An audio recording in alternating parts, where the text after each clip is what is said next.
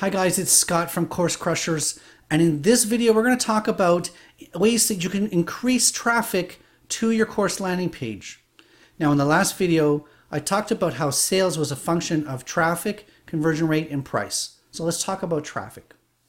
There are 6 main ways that you can increase traffic to your course landing page. Some of them are easier, some of them are harder, some of them for free, and some of them cost money, but these are the ways. Number 1 is content marketing. Now, content marketing is the fancy term. Really, it's just evolved from blogging, all that sort of ability for you to create free content, put it up on the web, get yourself found by the search engines. Okay, so you're going to establish yourself as an authority on the topic. You're going to try to build yourself a community, or at least a following on your own website outside of your course vendor, if it's Udemy or Fedora. Get your own thing going, and through blogging you're going to create a bunch of useful posts. Don't try to post funny cat memes or things that you think might have a virality element to it. You really just want to deliver value that's on topic for the course that you're selling. And that way when people consume your free content, they have a feeling for how your paid content's going to be, and you basically establish yourself as an authority on the topic. The second thing that you can do, of course, is social media. Now, so many of us are tempted to go onto Twitter, try to build our following, follow you, follow me. You just go and start having conversations about internet marketing with different people. And you're really not building much of a following on Twitter if all you're doing is just blindly following people. I mean, there are robots that go off and can build 20,000 Twitter followers, but that doesn't mean that anybody's listening to anything you have to say. Social media is about being authentic, okay? So you're going to share posts that other people have created. You can share your own posts, but if you find good stuff, you share it with your crowd. You talk with people. You answer questions freely. You're basically, again, it's another way for you to build yourself as an authority, but this time through social media. Now, it doesn't require the lengthy blog posts and delivering the massive value that content marketing does. But then again, social media doesn't have the same type of ability to sell. I think it's harder to sell people on Twitter than to sell people on a really good blog post. But those are just the trade-offs of that.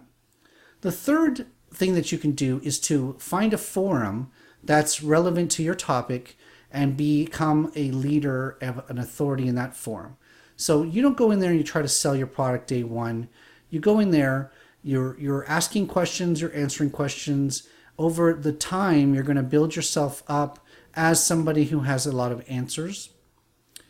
And there's sometimes they'll allow you to have a little signature in if you're in depending on the forum software, you can have a little signature, and then you can point to your product from there, or you can have a profile.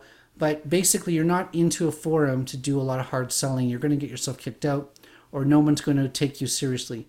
But if you go into a forum and you spend hours and hours and weeks there, then you're going to have a lot of people who know your name.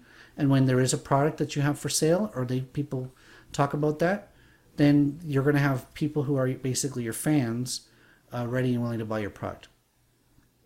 The fourth option, now we're getting into paid options, which is paid ads.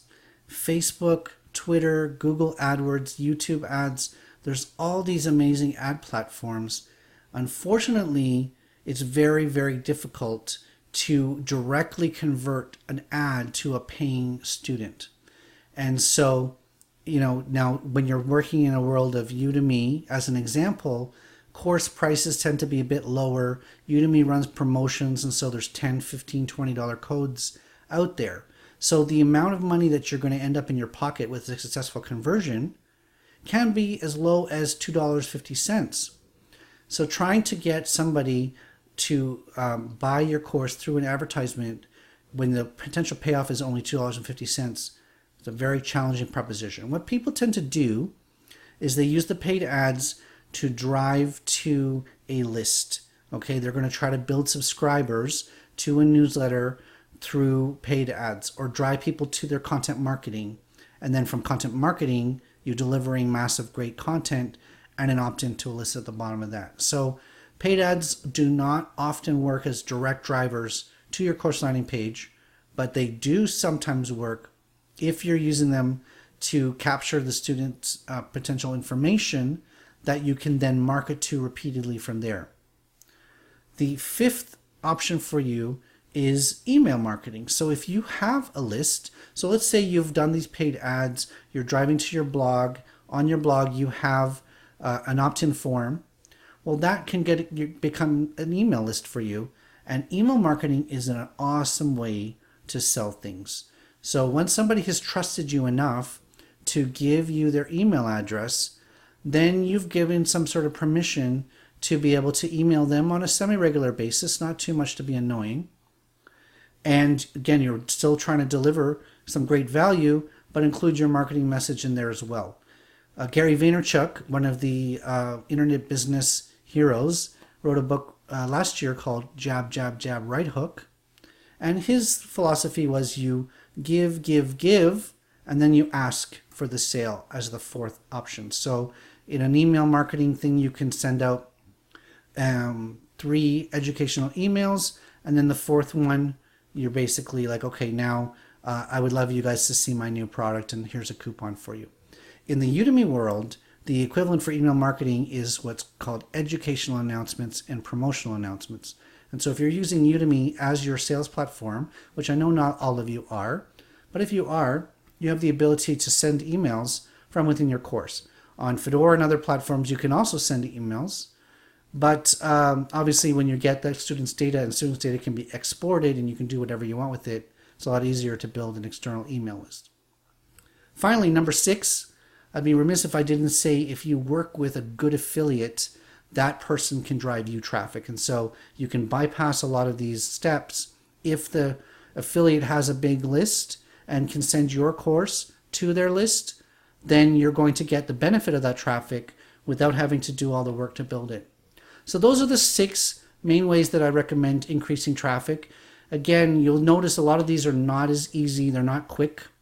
To work in the forum and to try to build your reputation could take months. To try to build a good email list is going to take months as well.